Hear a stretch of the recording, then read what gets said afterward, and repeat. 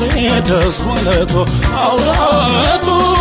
አውዳመቱ ሲመጣ ባመልጦ ተጫውቶ ተደስቶ ጸጋው ይጓደል አምላካችን ጤና ሰላም ሰጥቶን ፍቅርበኛ አጠቃላይ እንደ ወረዳ 3 4 ውድ ገበያ ማዕከላት አሉ።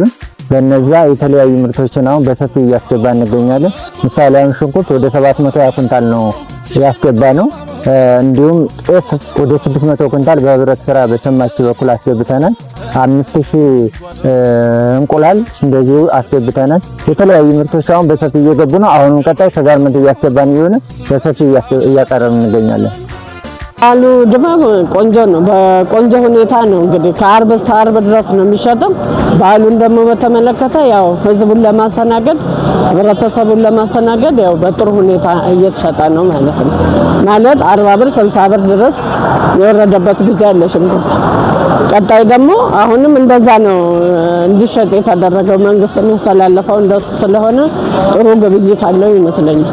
በጣም ቆንጆ ነው እንግዲህ እንደዚሁ ከዘለቀ በጣም ቆንጆ ነው። አቅርቦታቸው መስተንግዷቸው የተመቸ ነው።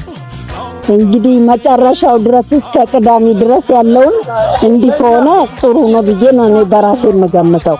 የበዓል አቅርቦቱ እንግዲህ ያው መንግስት ባመቻቸልን ቦታ ያው በተመጣጣኝ ዋጋ ለህብረተሰቡ አስፈላጊ የሚባሉትን እቃዎች አቅርበናል። አሁንም ተጨማሪ የሚገቡ ግብአቶች አሉ። አው ሽንኩርት አሁን ባለው ሁኔታ ለገና ቢያንስ 35 40 ብር ነበረ። አሁን ካለው ነባራዊ ሁኔታ አንፃር ወደ 65 ከፍ ብሎ 65 ብር እየሸጥን እንገኛለን።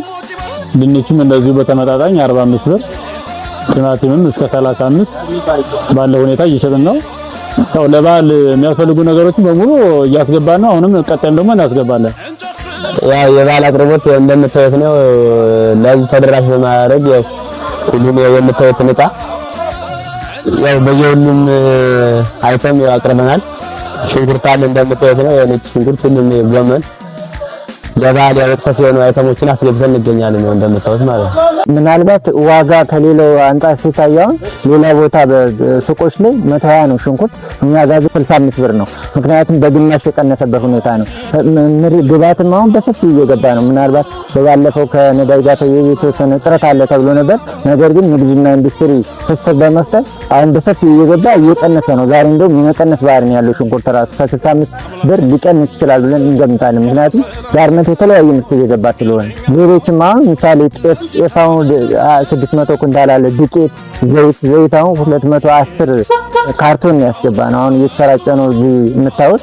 ስለዚህ ሁሉም በእንትኑ እየቀረበ ነው።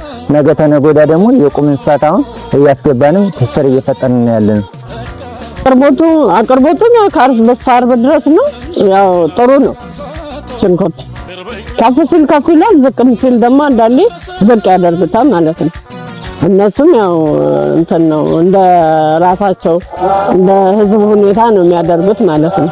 አሁን ነዳጅን በተወደደበት ሰዓት አቅርቦቱ ትንሽ ሊረቀበን ይችላል የሚለው ነገር ነው ያለውና ግን ያንንም ተጭነው ያው ያቀርባሉ ማለት ነው።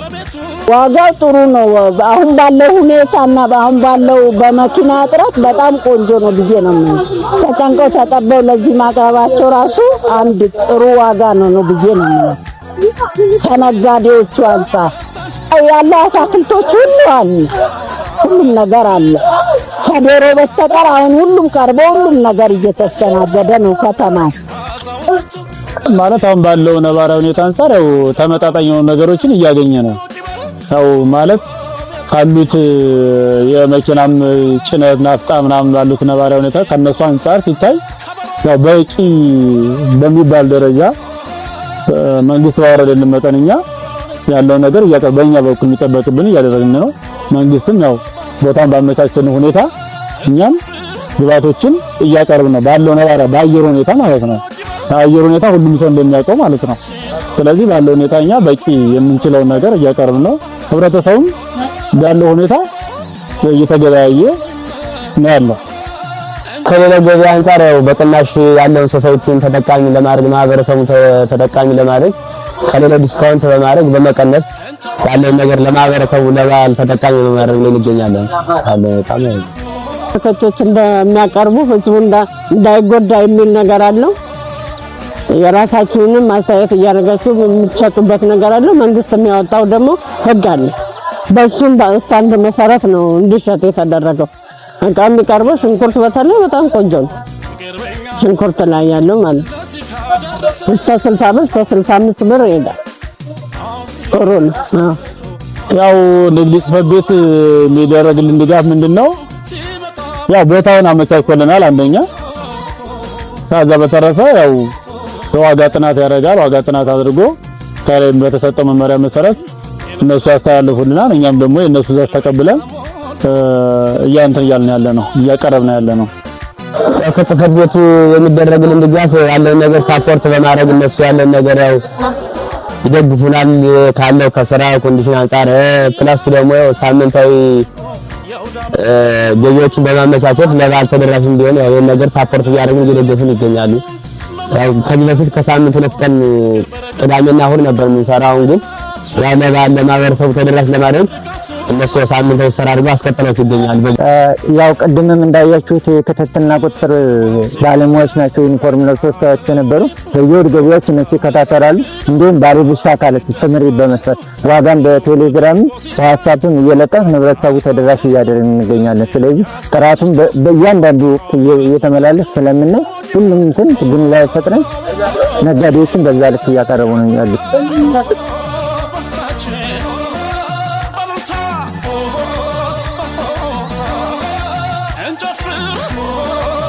Just